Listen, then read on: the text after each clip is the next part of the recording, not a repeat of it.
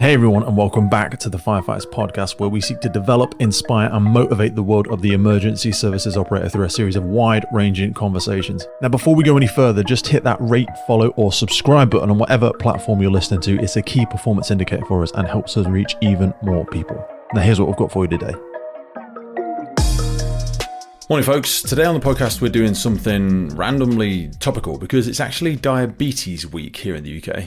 So this is the week between the 10th and 16th of June where we want to make some noise, raise some awareness and shout about things that matter to people with diabetes, but also shining a light on what it's like to live with it day in and day out. And also the very growing concern that this is a condition that is going to affect a lot of people. These cases are rising every single year, and I think especially in the first responder sector because of our life conditions, our sleep, our diets, our stress, and everything else that goes into the cocktail of the life of a first responder. This is something that is becoming quite common, and also we don't really have much of an answer for it. We don't see much advice for it. It's not really talked about in the workplace. And if we were to come across a member of the public struggling from a hypo, as an example, what do we actually have to help them? Or even if someone had one in the workplace. Now, type 2 diabetes is a national health emergency for the UK. For every 1,000 employees, 82 have diabetes. 20 of these don't even know they have it. The majority of people have no symptoms when they are diagnosed. Given how much time we spend at work, workplaces are a significant factor in our personal risk of developing type 2 diabetes and our ability to manage diabetes if we have the condition. Diabetes is a complex and frequently misunderstood condition, often played down as less serious than other conditions. Diabetes is a leading cause of blindness in the working age population and causes 190 limb amputations a week. Every week, 190 limb amputations. Now, around 500 people die prematurely each week in the UK from diabetes as a primary cause. People with diabetes have a higher risk of 57 other health conditions, i.e. comorbidities, including heart disease, stroke, cancer, and kidney disease, all of which are common in the emergency services already. People with diabetes are 10 times more likely to experience fatigue, for example, but may not associate their fatigue with diabetes. The day-to-day management of diabetes also brings its own risk. Around 600,000 people live with diabetes and 400,000 people with type 1 diabetes, and they use insulin to manage their diabetes. Hypos and hypers can impair balance, coordination, and concentration. Severe hypos can cause seizures and loss of consciousness. For every 1,000 employees, there will be an estimated 1 to 3 severe hypos happening in the workplace every month. Now, most people know that type 2 diabetes is linked to poor diet and lack of exercise, but many are unaware that workplace factors such as stress, ability to take breaks, shift patterns, and time to rest between shifts also increase diabetes risk. 1 in 3 working age people are pre-diabetic, and work practices and culture significantly contribute to that risk.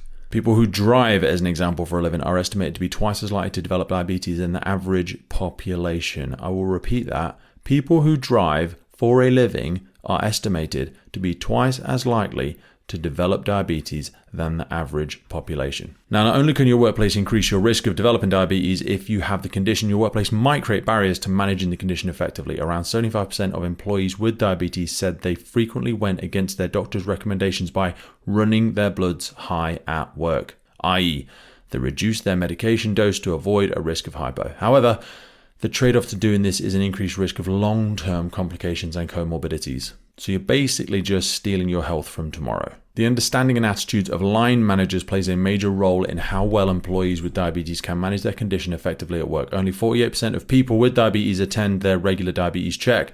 The lack of ability to take time off work frequently cited as a contributing factor. And did you know, from a legislative perspective, managers who do, knowingly or unknowingly, compromise the health and work of employees with diabetes are in contravention of the Equality Act. Diabetes meets the definition of disability in the Act, which means the employees with diabetes cannot be discriminated against, and employees must take responsible adjustments to support their ability to work effectively. Hypos can create significant safety risks for the person having a hypo and for those in the transport sector, i.e. our drivers and first responders, their colleagues and their passengers. Hypos are common for people with diabetes, yet they are often hidden from view, either because a person feels embarrassed by experiencing hypo or because they are recorded in health and safety reporting as something else.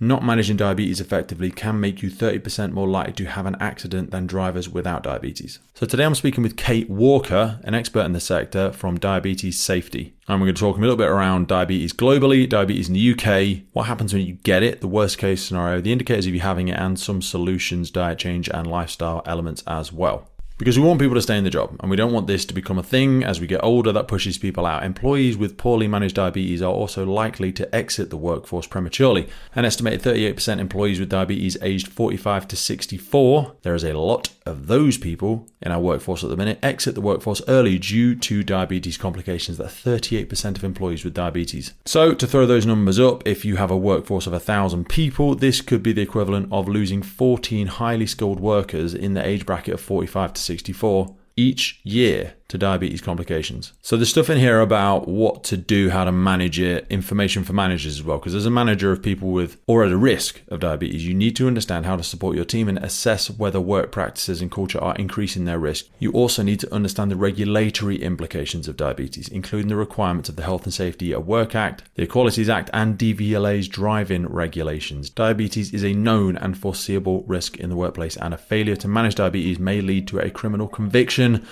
and an unlimited fine for our fire and rescue services. So there's lots to get into in today's episode, so I'm going to pause myself there. We've gone through some good data, and I'm going to introduce you to and pass the ball to my very good friend, Kate Walker. I'll see you on the other side.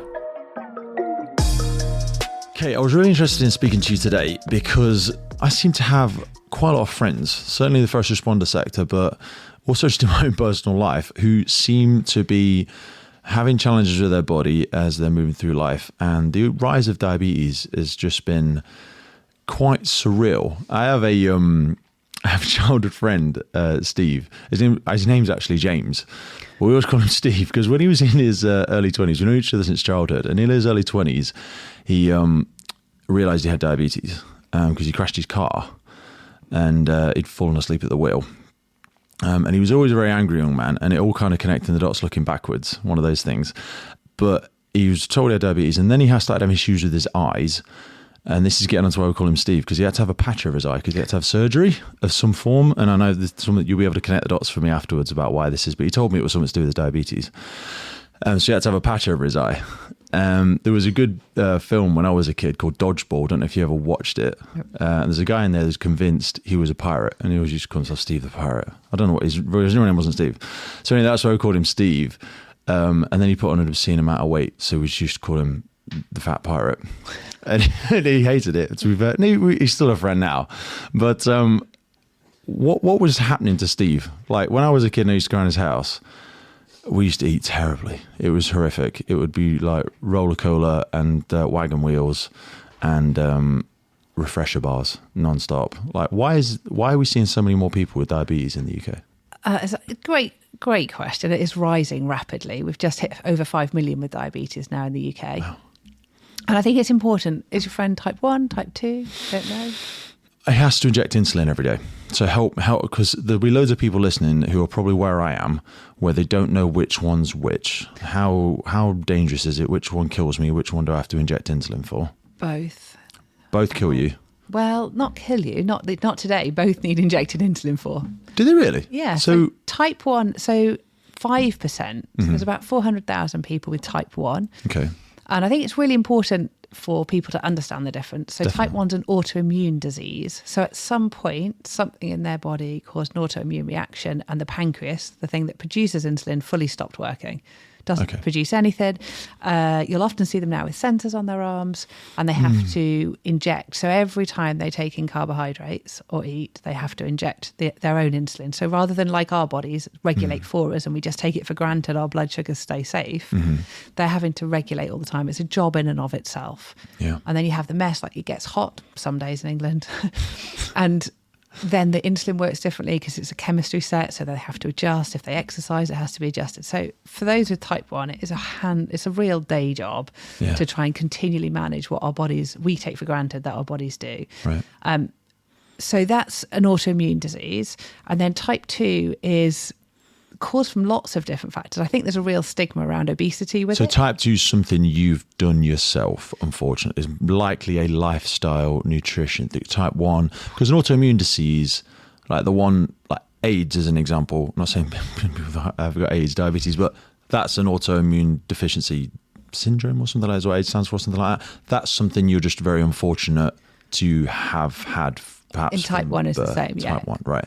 But type 2 is like the one that we may be causing ourselves through our own decisions and choices? I think it can certainly have an impact. Okay. Yes. And I think the challenge I have is how to remove this stigma that it's only from what we eat, but what we eat has an impact. So for type 2 diabetes, I think the best way is to think of the body as an engine. It's easier. So if I drive in first gear all the way down to London from here, no one's surprised if my car engine starts smoking and it's not going so well. And everyone, I was on a construction site and some lad asked if I could drive and laughed at me, but I was like, no, it's just an analogy. But then if I change gears and come back, my engine hopefully will be okay. But if I keep driving in first, it gets trashed. Yeah.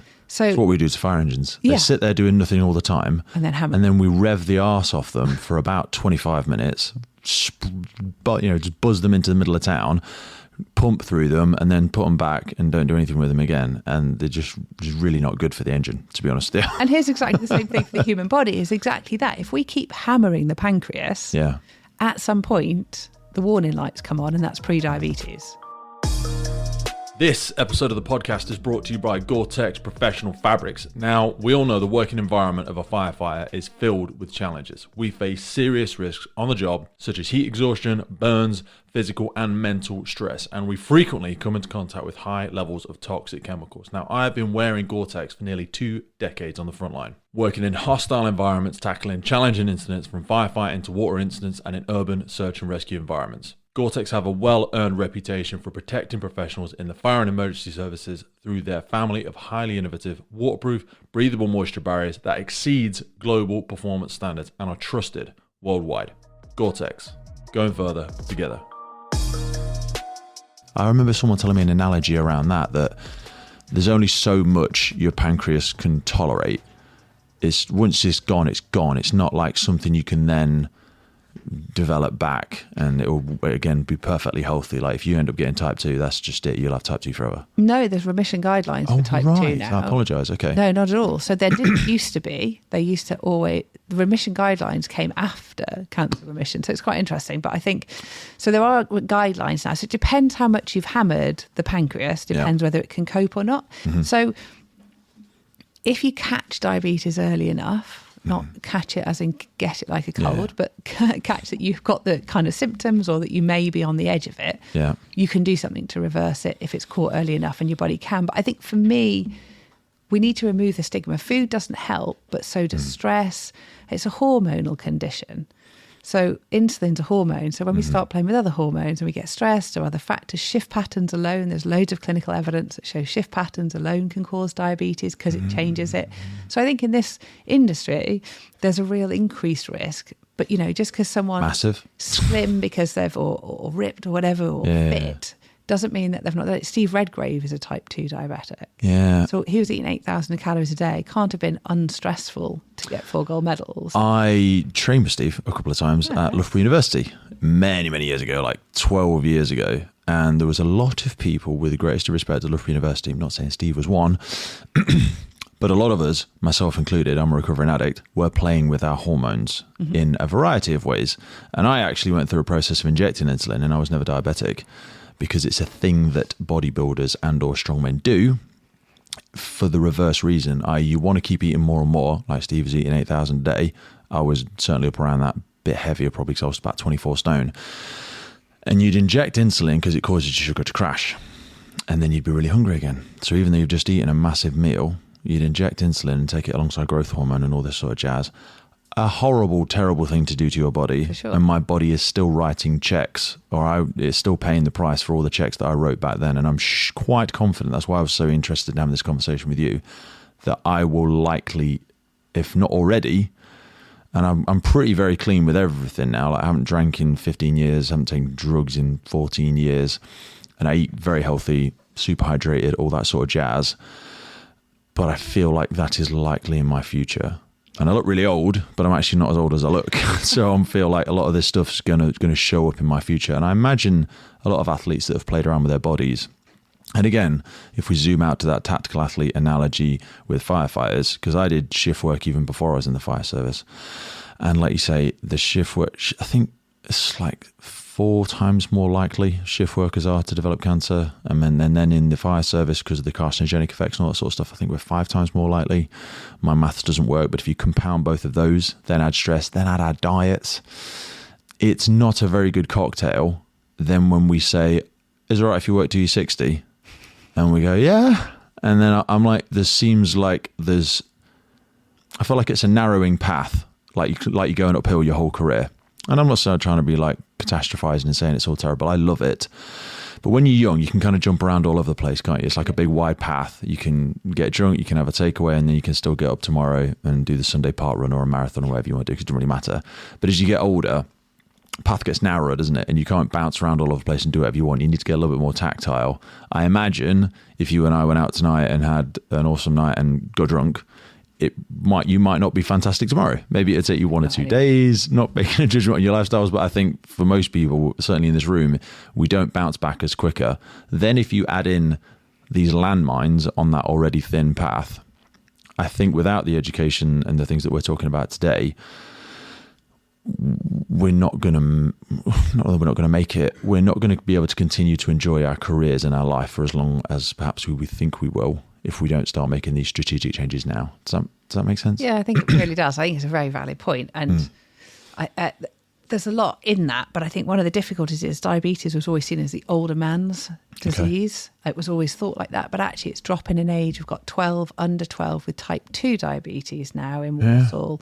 We're seeing the age drop, but then you look at the lifestyle, we've got sugar in everything or processed everything, the stress of our lives, everything on phone, all the tech, all the pressures that follow in, everything's significantly changed. And I think that shows. So there's 13.9 million people with pre-diabetes in the UK. Wow. So this is a cascade that's coming through, and it's not getting any better. And until we start to make the adjustments, even small ones, I think we've got a big problem on our hands. How would I know if I'm hearing this and I've read some of the data, I've looked at a bit, I've gone to Dr. Google, I'm not feeling very well, I get tired all the time, maybe, I've fallen asleep at night, I'm a bit agitated. What are some symptoms that I might be in that pre-diabetes bracket? Yeah, so there's the symptoms. It's hard because a lot of the symptoms are things that we would brush away. So increased thirst, going to the toilet in the night, increased hunger, not so interested on the sexual side of stuff, tired. But then you can also say, well, I've had a busy day. I drank too much coffee, so of course I needed then water. The symptoms, sadly, are very easy to brush aside to just general lifestyle. A woman I had on recently wrote a book called Man's Guide to Menopause, and she was saying the same. There's like 51 pre-indicators of menopause and andropause, is that the word? For men, when they're low T. And like you say, we just write them off. We associate them commonly with old age. Yep. So it's hard, and I know I'm asking you the impossible question to say what some might be contributing to that, because life is very noisy, isn't it? There's just so much going on. It's hard to put your finger on one and say, that's it. Yeah, and I don't think it is one, is it? We're a human being. We're a complex ecosystem in ourselves in a world that's just radically changed. How can we even begin to do that? What we can see is the current world that we're living in is having a negative impact on the human body and the sheer numbers of what's happening. Plus, how many of us are not helping ourselves or didn't help ourselves at some point? Don't know how to help ourselves as well. Because a lot of things, I think, if we'd have known better, we'd have done better. Like, Fat Pirate Steve, if his mum and dad would have realised the things that we were doing was not ideal, going around there, eating everything and then emptying bottles of bleach and spraying them at each other in the garden, there's probably a lot of stuff we were doing wrong to ourselves. Why is my skin itching and I'm just squirting these bottles at each other in the sunshine and then smashing a load of sugar? I'm coming back home twitching on the sofa with itchy skin. I'm like, there's probably a lot of things, if we'd have known better, we'd have done better. But now through, a lot of the work that you're doing and a lot of the national organisations, the data is becoming a little bit undeniable. So I wonder how much longer ignorance is going to be a convenient excuse for a lot of us, myself included. In other news, this episode is brought to you in partnership with MSA Safety. Today we have them to thank for the improved firefighter safety through connectivity in their brand new connected firefighter system. At the centre of the connected firefighter platform is the MSA M1 SCBA with telemetry. That integrates straight in with the Lunar system, which is a wireless all-in-one device creating an independent search and rescue network, providing edge detection, enhanced personal thermal imaging, while simplifying post-scene reporting and data retention. All of this then plugs into the FireGrid system for cloud-based connectivity, real-time information, and data-driven decisions for the incident commander. MSA are truly taking massive strides in the future of improved firefighter safety through connectivity in the brand new MSA Connected Firefighter platform. Now back to the show. I agree with you, but I think we're in a really weird time, aren't we, where it's all or nothing. It's the biggest extreme diet. I mean, we're in June. I can't imagine there's many people listening, and fair play if there's anybody who's carrying on with their New Year's resolutions. The break date is the 13th of January. And, I look at these weight loss solutions and, it's guilt-driven to get on a set of scales and it's all or nothing. And I think we've forgotten, actually, and I'm sufficiently sad enough and don't go out often enough, that a spoonful of sugar less in a coffee, 6 cups a day, is a kilogram less a month. So it's 12 bags of sugar a year, which for the 13.9 million people with pre-diabetes is all that it might take. Yeah. So it's marginal just gains. Everything's gone slightly up. But then when we look at the solution, it's the quick fix anti-weight loss pill solution rather than I could just take a bit off. I say so much of this, like the hydration conversation is always an easy one for me. I'm like, water falls from the sky for free. Yep. But how many of us would rather buy dehydrated yak's vinegar from Malaysia and then to take paracetamols and pop to our doctors rather than just, is my sleep dialed in? Am I getting enough electrolytes? Am I drinking 5 litres a day? Yep. And it's just like, well, that's a bit too convenient, Pete. And I don't really like the taste of water. But it doesn't sell. No, you can't sell it. Sleep is the perfect one, isn't it? If you could bottle sleep and put it in a pill, man, it'd be flying off the shelves. People would be overdosing on it every night. They'd be like, I'm going to make sure I get my 9 hours tonight. I'm taking 9 pills. Do you know what I mean? But it's that we're so self-discipline, isn't it? And even that is a very extreme term. You associate this with your Jocko Willinks and your crazy Gogginses of the world, when really we're just looking for marginal improvements.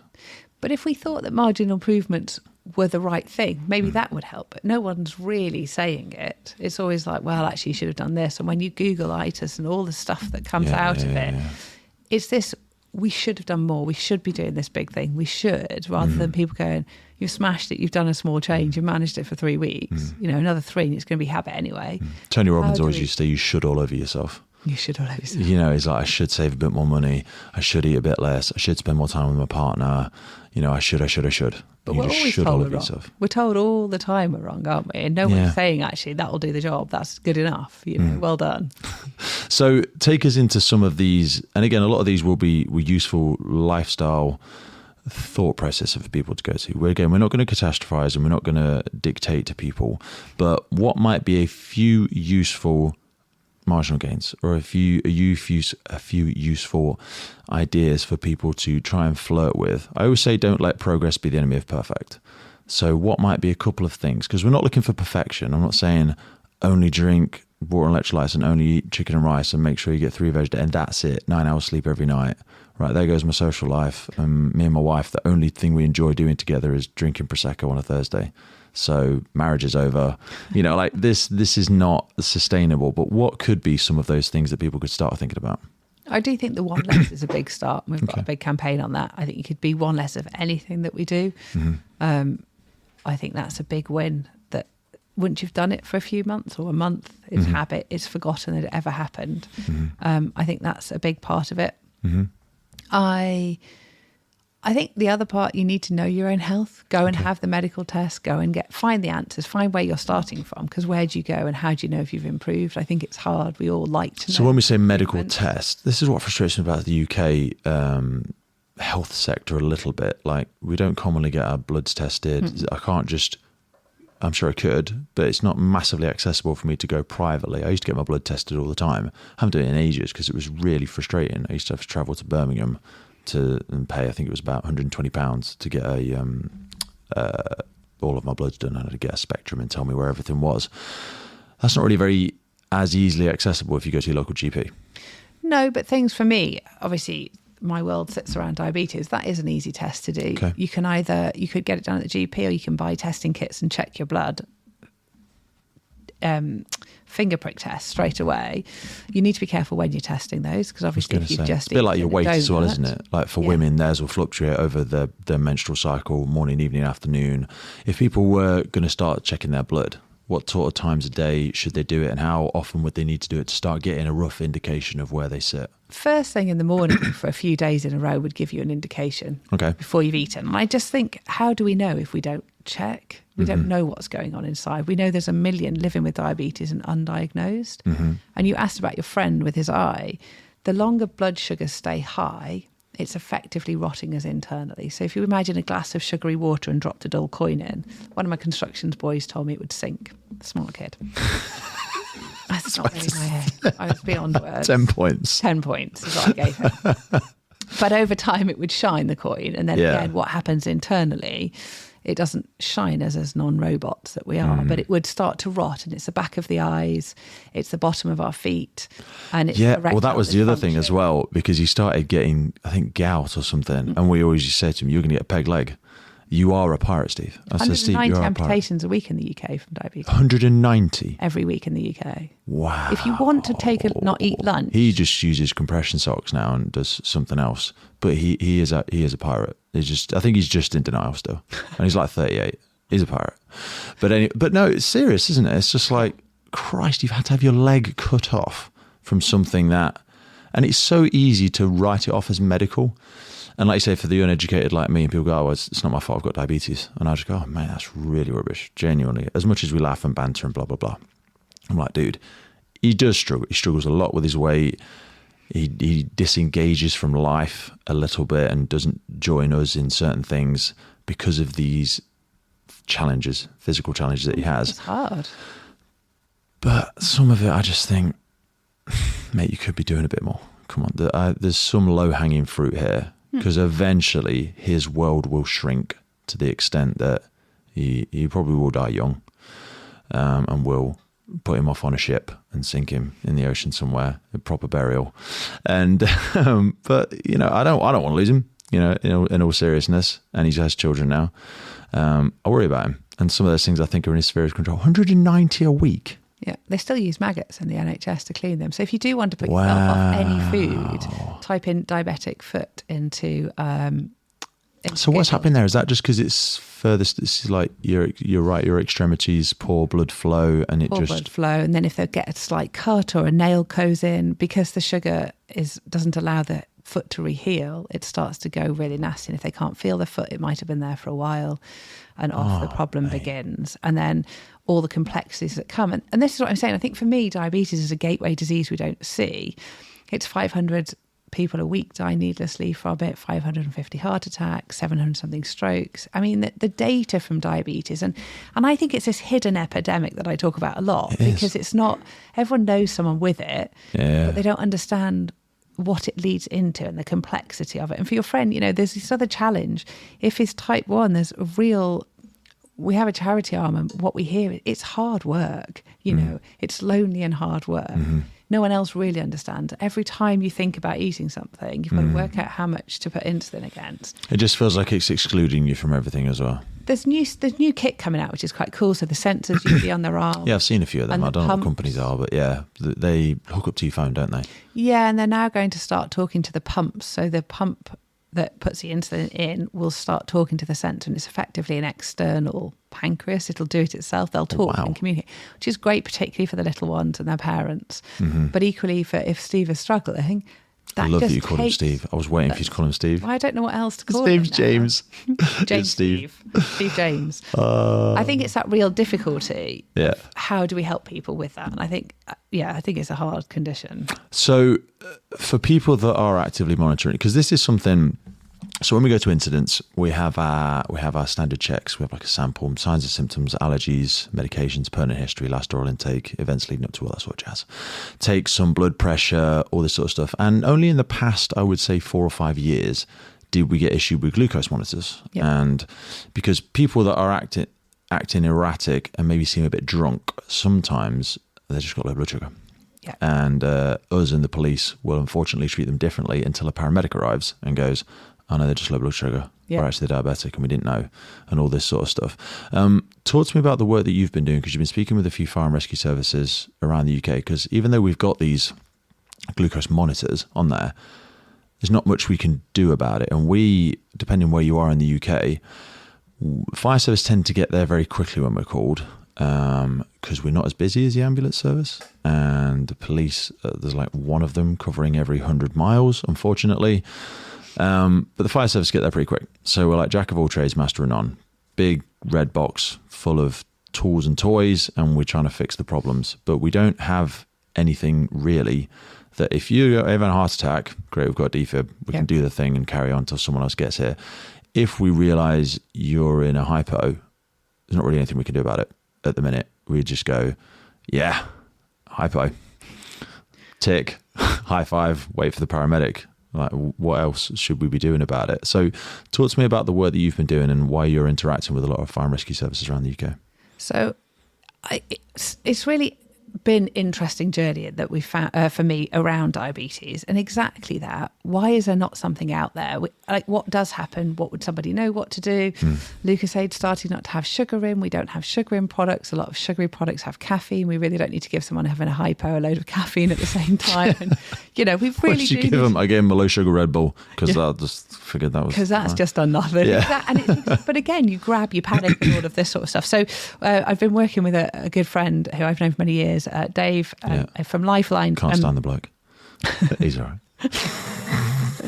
And we've been building, it's taken a long time, interestingly. So a sugar shot, which is all that's inside our kit, is a food source. But you put the word diabetes on, everyone goes panicky about, is it a medical device? What are these things? It's been a very interesting journey with lawyers. Because they think of it as a drug. Medical. Like they think there's a vial of insulin in there. Or something. And it's something, it's a control. Because even like when we give oxygen, we have to record it. Yeah. Oxygen is a drug. And people go, what? And you're like, yeah, oxygen's a drug. You give it to someone, you have to register it and log it, and it's protected, and all this legislation around it. But sorry, I interrupted you. So this was a tough one to get over the line in its creation. In just what seems the most simple thing has been quite a challenge to get over the line, but we finally have. And actually, we're launching this week in Diabetes Awareness Week our hypo kits for the workplace, but equally the same for the services. How do we help someone in the event that they were having a hypo? So I see these like defibs. Perfect. Do you know what I mean? Like, because some firefighters moan about going to EMS calls, first aid calls, and I'm like, that thing that's freely available for every member of the public on the wall and is idiot proof to the extent that anyone can use it, we're just asking you to do that. The thing you're trained to do. Yeah, but this is another thing that sounds like it's affecting the same level of the population that we don't seem to have readily accessible for even members of the public, or sadly, a lot of emergency service responders to be able to utilise. So, sorry I interrupted you. So we've got diabetes hypo kits.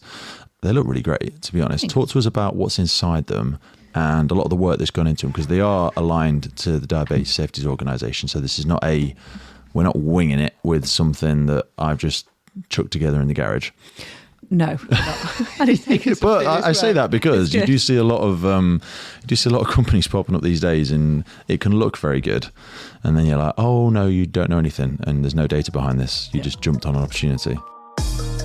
The team here at the podcast are extremely excited to announce our brand new partnership with Patrol Store UK. Patrol Store have been serving the UK's police, fire and emergency communities and first responder sector since 2008, providing leading brands such as Hikes, Magnum, 511, Nebo, Op Zulu, Highlander, AKU and many, many more of our favourites. They are now also supplying bespoke uniform, PPE and station workwear to fire services around the UK. So for all our listeners that are part of your USAR, your HEART team, your ISAR team, your armed response teams, your fire investigation, your NALO, your hazmat, and all of the training departments that have got your own budgets, be sure to get the absolute best for your team at a realistic price by contacting Aaron and the team at Patrol Store and referencing the Firefighters Podcast. Patrol Store will also be taking part in our listener competition giveaways, as well as providing unique discounts to podcast listeners. So for people that are always asking about Hikes boots as an example, that is one unique discount code that is coming to you very soon through Patrol Store. We've also got some incredible bags. I mean, the Op Zulu bags are a game changer. So the really Gucci and expensive tactical black bags that everyone's using in CrossFit workouts and taking to the gym and taking to stations?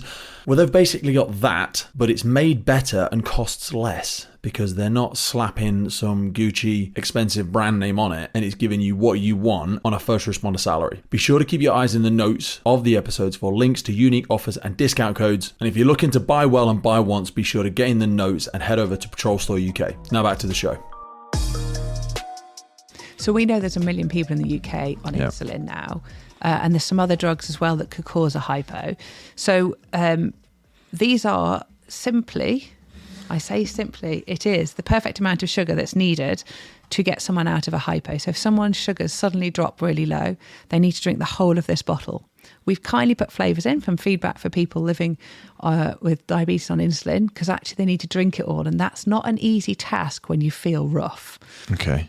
So they need to drink the whole bottle, which will bring them to a safer level. And then they need to take some food afterwards. But what we've done with the kits is every kit has training on it. So the scan code on the front of the box, on the front of the kit, allows for free training for anybody with a certification. So we can educate people. So whether they're in the community, whether they're in the workplace, whether they're firefighters like yourselves, so they know what to do. So if someone's having a low blood sugar, it really is simple that they need to drink this. But actually, where does anybody find this liquid from in the event of an emergency? So like you say, next to defibs, next to first aid kits in workplaces, on these are fit perfectly in our bags. Yeah. Absolutely perfect in our bags, because we have a lot of stuff in our bags that we never even use. Like we did a massive investment in a lot of Burns gels many years ago, and now there's a bunch of data out that says we shouldn't be using them because actually you're better off just running sterile water over the wound. And guess what? We carry a lot of water. Yeah. And if we don't use the one in the tank and we say, oh, it's contaminated, we have loads of bottled water, which we could use as well. But we don't carry something like this. And I know there's a myriad of things in our first responder bags. We have big red bags, big blue bags, depending on what the severity of the incident is.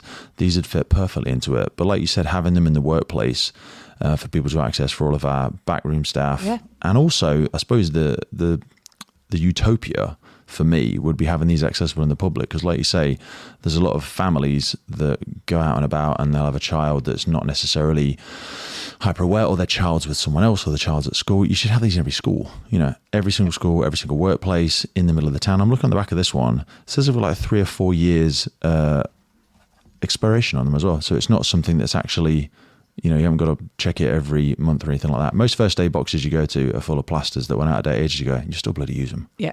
And this is sugar. I mean, we need to keep them in date and they need check-in, but once you've got the kit, you just buy the refills. Okay. So it's just 3 refills. So it's a straightforward solution to what is actually quite a massive problem. Plus it brings awareness, education, in what is arguably a very simple solution that it is now, but it took a bit of work to get to this place. But I agree with you, it should be everywhere. We've got 1 million people on insulin.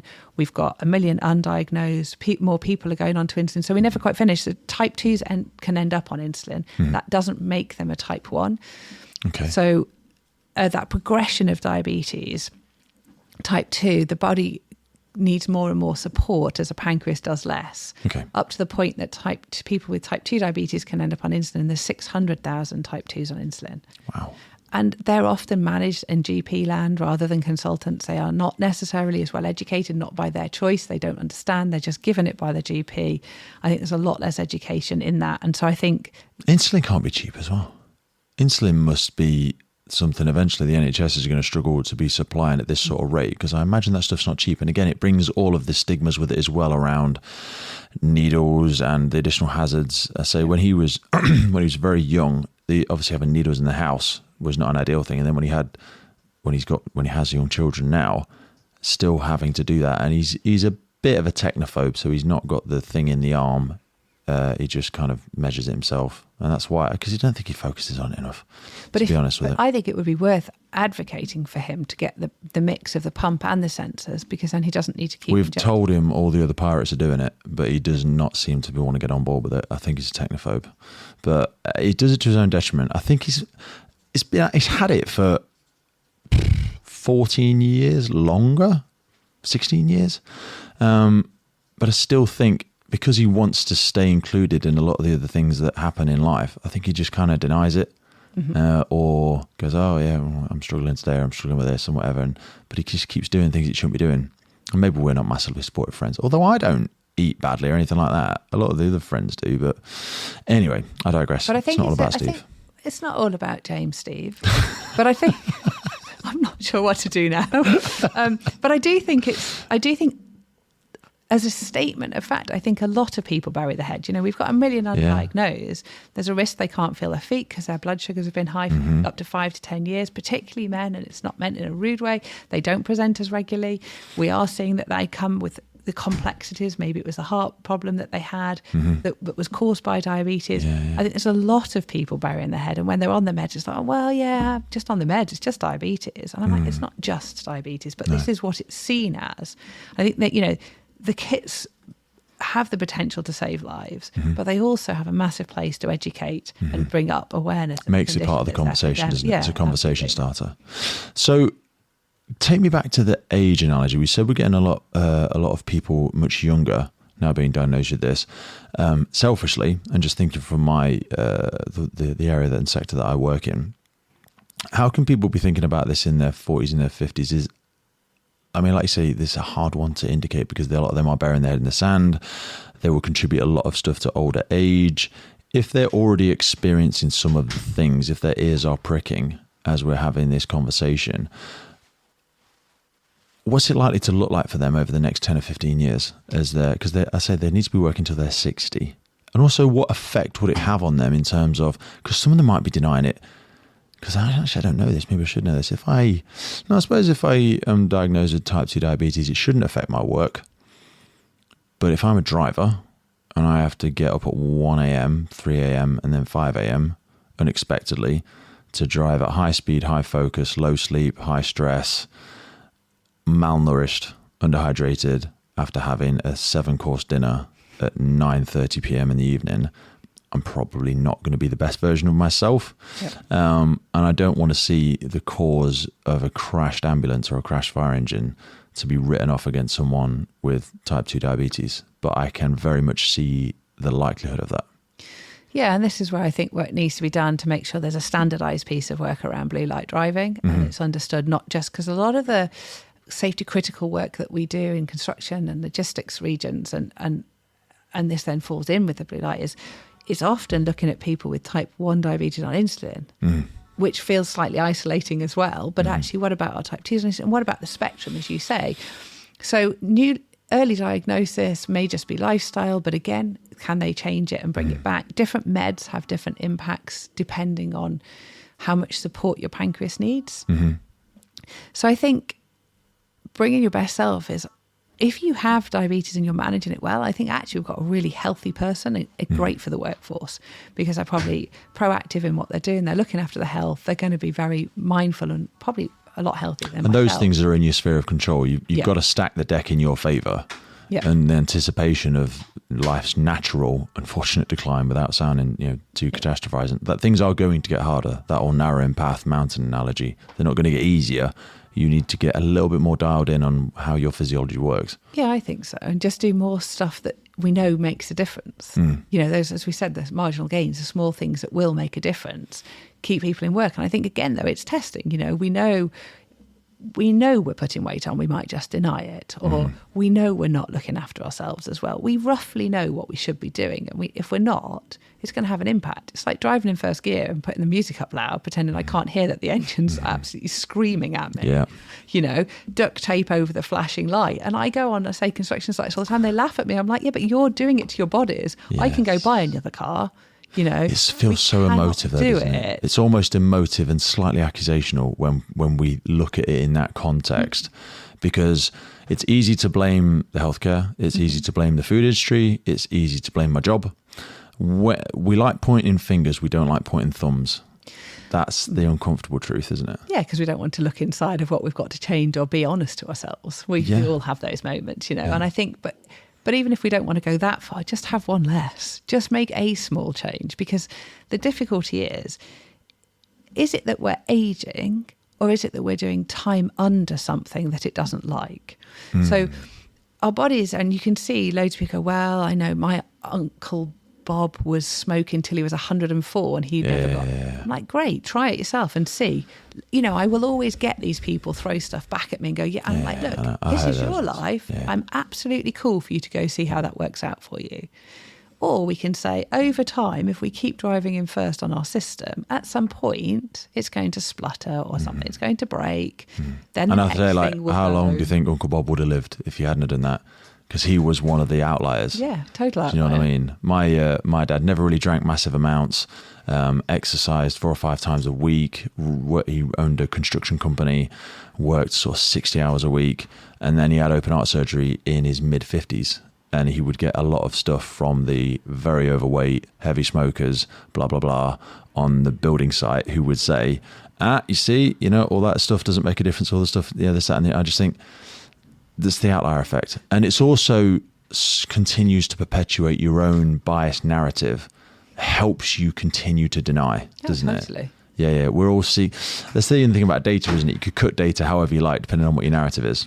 And if you're looking to perpetuate the behaviours you already have, you'll hold on to them really tight. And self-justify. Of course. I don't want to. One of my biggest motivators, I'm not going to turn up and talk about diabetes and the one less and then go, well, look at you, you're not doing it. I'm hugely driven by to stay healthier because it's not going to look great if this is what I turn out to be. But we all can find what we want. It's okay because, oh, well, we just had it together, so it doesn't count. We can all, and we spend our lives self-justifying. But the challenge is, at what point do we say, enough is enough, I deserve to be better, I deserve to do something. We can't buy a new body. I can buy a new car after I've driven in first and trashed it and, covered over the duct tape, whatever I fancy doing. We can't swap this model out. This bad boy body's stuck with me. So when do I choose to make even the smallest difference? Even if I don't want to really look inside and gather and deal with that, I could just have one less, or I could just do a small difference. And it's never too late to start making these changes as well. I think people go through these self-awareness shifts, sometimes when they have children, or sometimes when you'll always do more for someone else than you do for yourself. If you're only letting yourself down, you go, oh, I'm single and whatever, I die early, I'm gonna live fast, die young. Okay. But when people and they're like, I'd really love to be around for a little bit longer. Yeah. And I've done it wrong for 35, 40 years, but it's never too late. They always say the best time to plant a tree was 10 years ago. The second best time, right now. Yeah. Because in 5 years' time or in 10 years' time, you'll be going, God, I wish I'd have made the change then. I'd be a little bit further along now. I'd feel better already. And especially when you see someone else that's made that shift, and then you're like, I literally remember talking to you about this like 2 years ago, and we were both going to X, and then you did and I didn't. And now I'm throwing stones at you because you're shining a big uncomfortable light at the fact that I didn't do it. Yeah. And I know that I should have. And I'm manifesting my anger for myself, and it's sort of bouncing off onto you. I want to be respectful of your time. If people want to learn a little bit more about this, where's the best place to go for people? I mean, we have loads of listeners from loads of different sectors. Predominantly, I'd say 70% are UK Fire and Rescue Service, but I know we have a lot of paramedics, police that email in and write in and stuff like that. But again, this might be for people. We have a lot of people aspiring to get into the services, and they work in sectors that are outdoors companies, or they run Cub Scout groups, or they work at gyms. Every PT wants to be a firefighter at some point in their life. This sort of stuff belongs in all of those areas, yes. Especially in the gyms. Crikey, the amount of chemicals people are pouring into themselves there. A friend of mine died in the gym. He injected insulin in his car before he went to go and train, and didn't eat enough, and then did some massive session, and then died in the changing room. Horrible past life. Anyway, where can people find out a little bit more information about this if it's something they feel like as an obligation and as a conversation starter, and as also as a worst case scenario, is something they start to feel they should be providing for their employees or even for themselves? Yeah, I think it is something that, as a pitch, they're $29.99. Okay. There's something you can't really begin to. I wasn't going to ask you about the price. I thought it was going to be something ridiculous. No, $29.99. Less than 30 quid. With free training for as many people as they want. Oh, yeah, you scan the QR code. You scan the code. Yeah, free education, and it's going to last you 2 or 3 years by the time you have to buy another single. How much are the refills? £5 for all three. So £30 initial investment, and then in 3 years' time, you pay 15 quid. That's as much as it is. Okay, that's really cheap. No, it's £5 for all three. Oh, for all three? For all three. So it's 35 quid over 3 years. Yeah, I know. This is my point of why have we not got these everywhere? Okay. That's really hard to say no to. Yes. So where can people go to find out a little bit more information about it? I know we've got some card tickets. We'll stick some links underneath this episode. And it's the reason I wanted to have you on, because I have a lot of people on my team, on my watch, who seem to be wandering blindly down these paths. And I think, we haven't really got anything about this. And then again, in our first aid training, we talk about Entonox and we talk about oxygen. And we talk about how much this is a growing problem and we don't seem to have a solution for it. So they can obviously head to Diabetes Safety Organisation. Is there a specific place that you would direct them for this for a bit more education? The hypo kit. So if it's on our website and then at the top in the menu, just the hypo kits, and it tells you all about them, and the free training's on there for them too. Beautiful. Kate, thank you so much for your time today. I really appreciate it. Thank you very much. The Firefighters Podcast was created to recognise, acknowledge, inspire, and hopefully even motivate these incredible individuals who have chosen to be part of the first responder community. Our driving purpose is to create a legacy resource for the current and future generations of firefighters and first responders. We get some incredible feedback from listeners and guests, and as the podcast grows, our desire to create longevity and sustainability means that we are asking for the support of our listeners. If you want to support the podcast, if you want to get discounts to our merchandise, hoodies, clothing, coins, patches, tallies, and also access to all of the incredible documents get shared with us from our podcast guests and sector leaders, then please head over to our Patreon page, and for just £3 a month, you can support the future of the podcast. Please finally hit that follow, subscribe, or rate button on the platform you're listening, and wherever you're in the world, please support your emergency services responders, and thank you for listening.